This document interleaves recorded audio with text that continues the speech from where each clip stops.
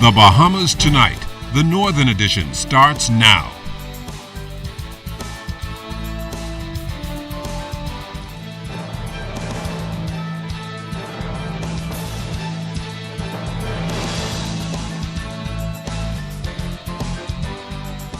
This is the Bahamas Tonight, the Northern Edition. Good evening. I'm Sabrina Brown.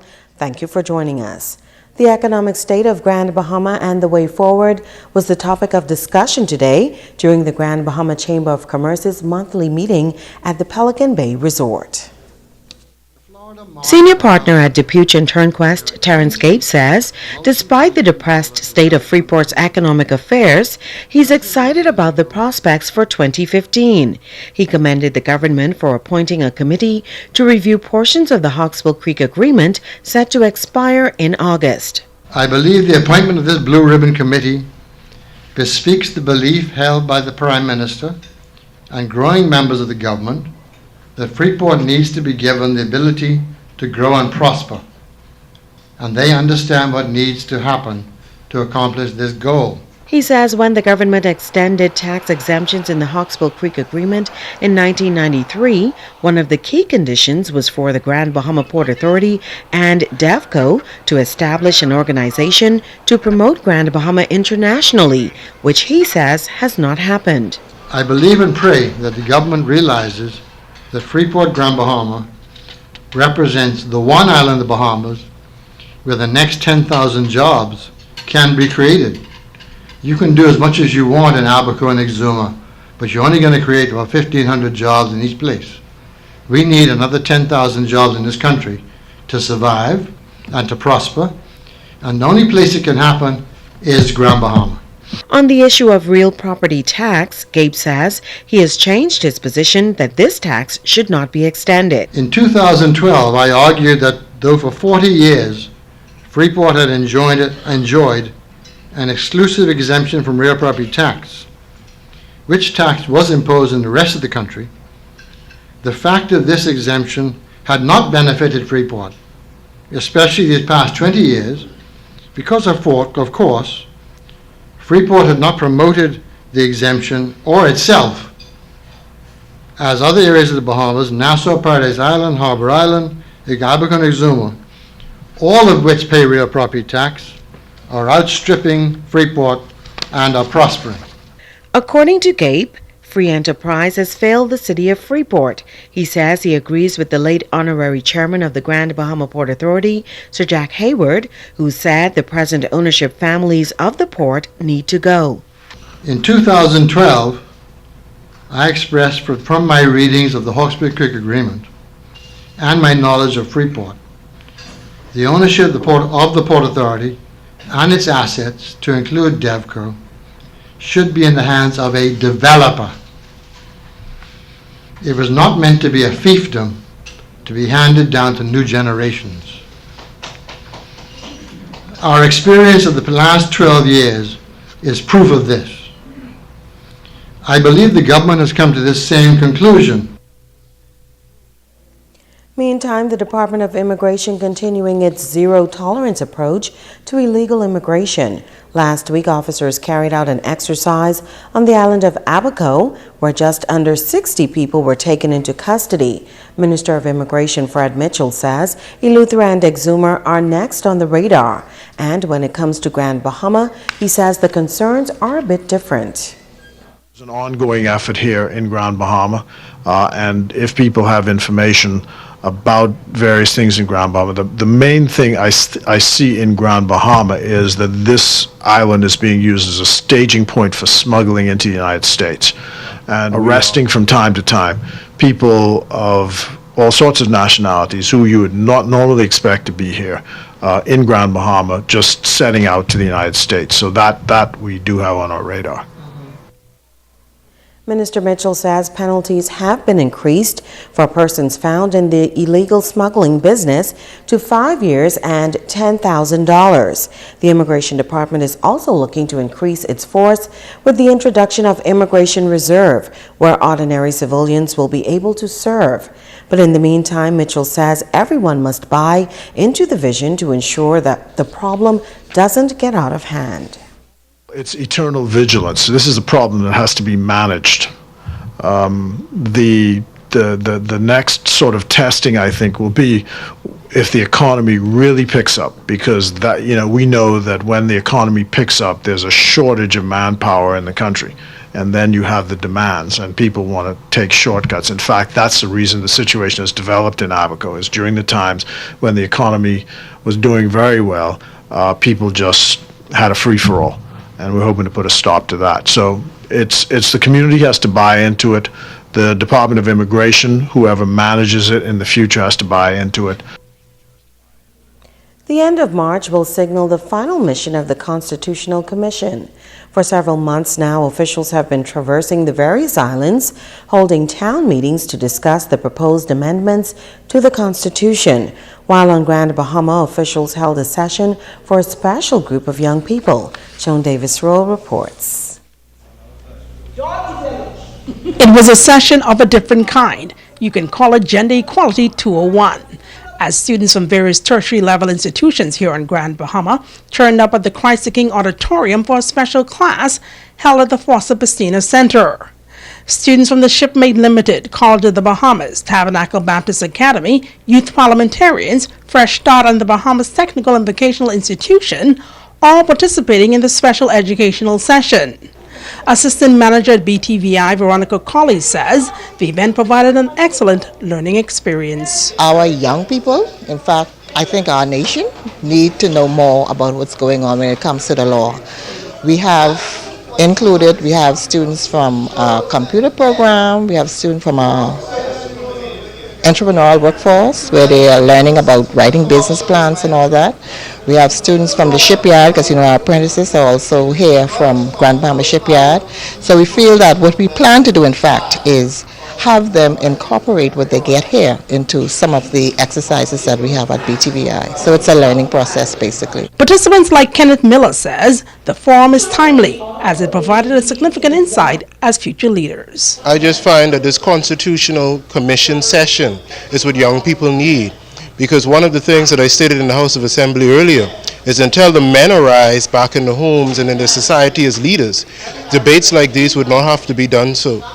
So it's until the family structure is restored and homes return back to the holiness in Christ that these things have become in order, so to speak. Co-chairperson of the commission, retired Justice Ruby Nottage, says this special session comes as the Constitutional Commission's tour of duty ends on a high note and it winds down here throughout the country. We're touching the young Bahamian, who is the young Bahamian voter. Most of these students are between the ages of 17 and 18. They're the voters, not of the future, but of now. And they are the leaders of now. They all want to know about the Constitution. And I think that's exciting because so many of them have never really had the opportunity to engage in a public forum about any issue on the Constitution. Joan Davis-Rowe, ZNS Network News. The Ministry of Agriculture and Marine Resources spearheading a two-day agribusiness expo on Grand Bahama. It is an initiative to encourage more Bahamians to get into farming. Students at the Jack Hayward High School have answered the call. The school recently had the opportunity to show off the produce grown right on campus. Megan Shepard fills us in. Students of Jack Hayward High School celebrating Agricultural Awareness Day with a special guest speaker, Engineer Leon Cooper, sharing some interesting facts with the school body. That the country imports roughly $1 billion worth of food into the country annually, and not to mention that in the event of a disaster and planes are grounded and ships unable to come in, it will take 3 days or less for the food supply to run out. All of the foods, all of the cereals, all of the fruit, all of the veggies, all of the this, all of the that, it comes from somewhere else, somewhere outside of the country, almost 90%. And as a nation, we import roughly about $1 billion worth of food into the country every year. That's with a B, that's a lot. Cooper says it is now up to this generation to do their part in fixing the many issues surrounding the country's agriculture industry. He says there are many avenues to get involved that are not the traditional farming careers. How do we ensure that the farmer in Inagua who is producing product A is tied into the breadbasket wants and needs of somebody in Bimini. And vice versa, the person who's growing tomatoes in Acklands is tied to the breadbasket and tummy of the person who needs those things in Eleuthera. It's the kind of logistic and sophistication and science that you people, who I'm expecting, who are my future, I'm expecting you begin to start to solve some of these problems, or work with some of the leaders to begin to put some of these problems under our feet once and for all. He also issued a personal challenge to the students. If only a small plant, if only a small pepper, if only a flower. Why?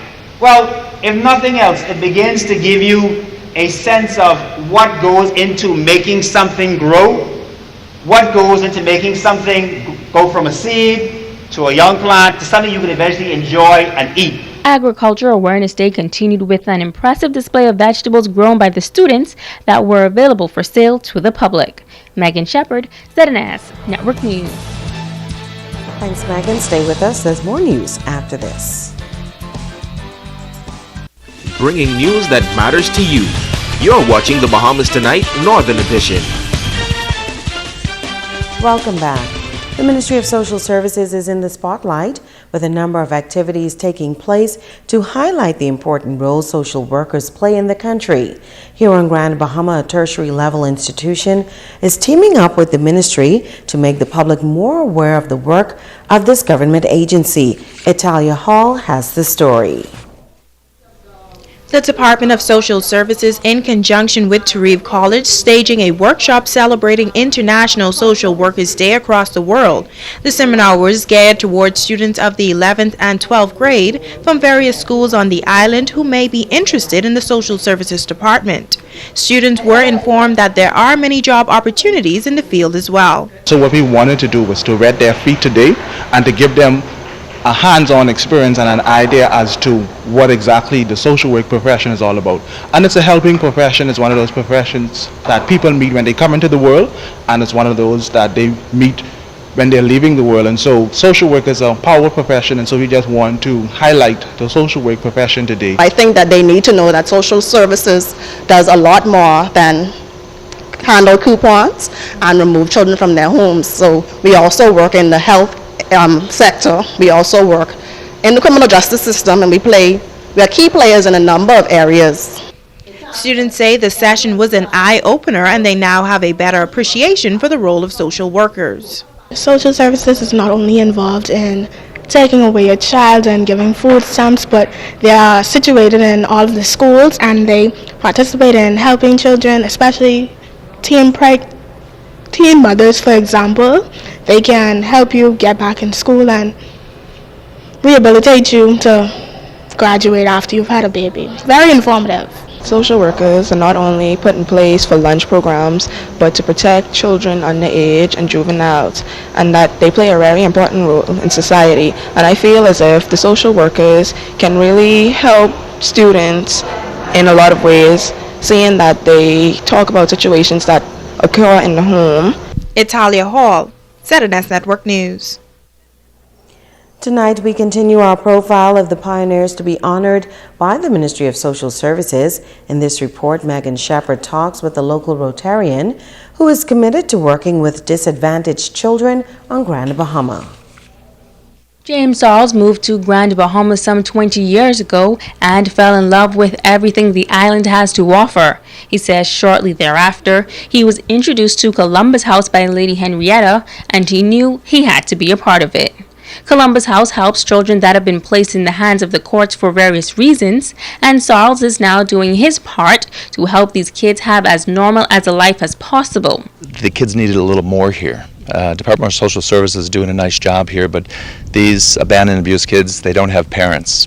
So I decided to start a Big Brother, Big Sister program, really to give the kids love and hope and exposure and adult mentoring, and it's just grown from that over the last, I guess, 15, 17 years. Saul says the Columbus Village has become his second home and the kids are like his very own.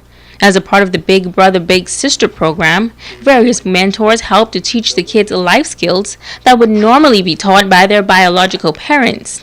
Now, Sarles and others in the community have stepped up to help provide the kids with these life experiences. And every Saturday morning, we have the children involved in martial arts, which really develops discipline and stability.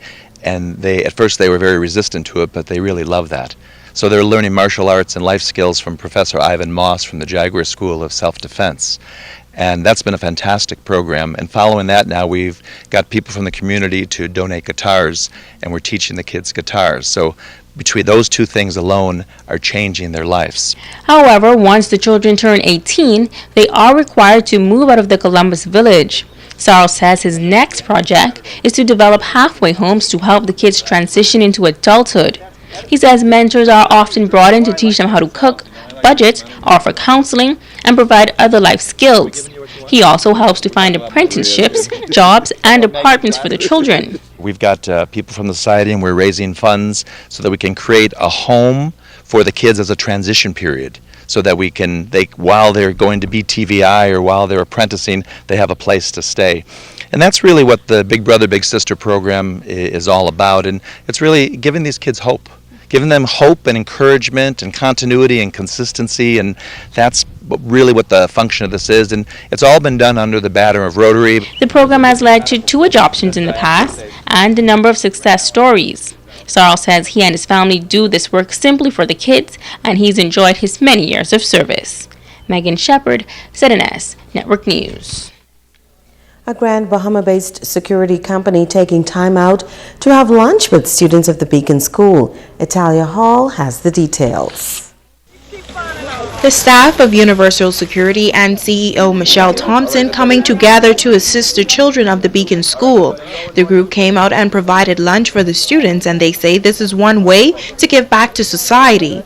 President of the organization, Floyd Lightbond, says they feel they can make a change on Grand Bahama. Our Grand Bahama is on down. We're trying to lift it up, and we picked the Beacon School to do this luncheon for them because we know they face a lot of challenges from day to day. We know like they really work hard, and we just want to show them appreciation and love by treating them to lunch, and we'll do a lot more in the community in the upcoming future. But we just feel that these students deserve it. They really truly deserve it. The organization is encouraging others in the community to get involved. We just want to continue wherever we can help, whenever we can help, with the assistance of our boss, Ms. Thompson. We go out there and we do what we have to do. And it would be nice if other persons, major corporate just get involved and try to assist wherever and whenever possible.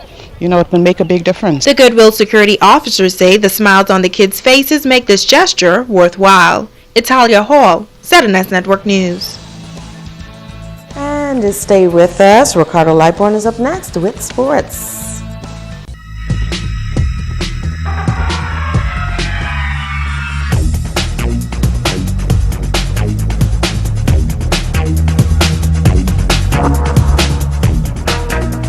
Everybody, it's sports time. I'm Ricardo Lightborn. Let's get right to it. The Grand Lucayan Reef Golf Course will be buzzing this coming Saturday. You see, what is going to happen is that the US2 Grand Bahama Prostate Cancer Awareness Golf Tournament is all systems go for the 28th on the Reef Golf Course. Chapter President Dr. Andrew Moxie says everyone is invited to play. At the moment, there is no major title sponsor for the tournament, so if there's somebody out there who is willing to step up to the plate, we would be very, very grateful and excited to have you on board.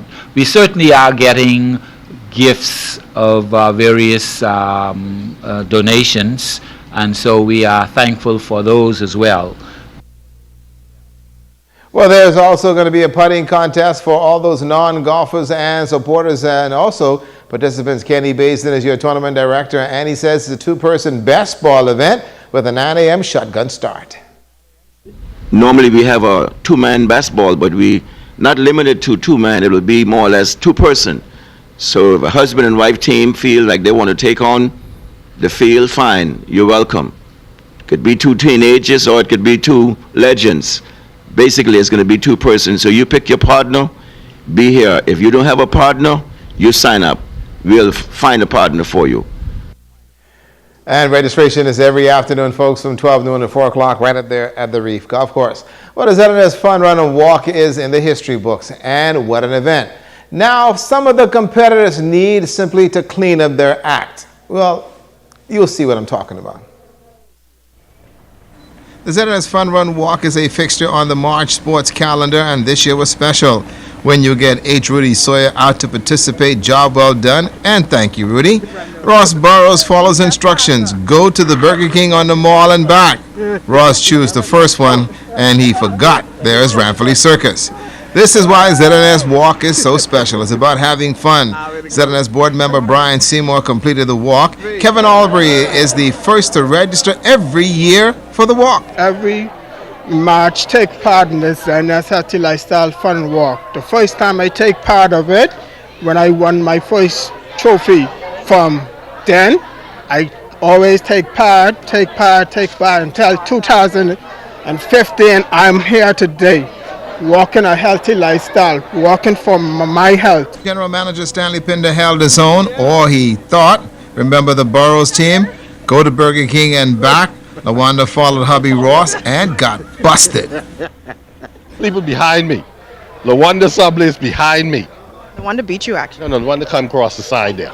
She cut cross. The twins beat me. There's two pushed the twins over there. They beat me. They were my competition. They beat me. Rick beat me. But I ain't sure what route he took. Basic walk for me because I normally do it often. Temperature was real good, so it was not uncomfortable. I was pleased that it wasn't cold or drafty because that can affect your body a lot. But I had a good time. The ZNS Healthy Lifestyle Coordinator Judith Dawkins was the final competitor to finish the race, and yes, another exciting event. And the Grand Bahama Home for the Age got a donation. We'll have that for you tomorrow. And yes, LaWanda, Lippy, Burrows, Burrows. Cheat. My goodness. Come on, Lippy. You're on a walk, man. And couldn't go to Burger King Ramfully Circus. Next year. Bye.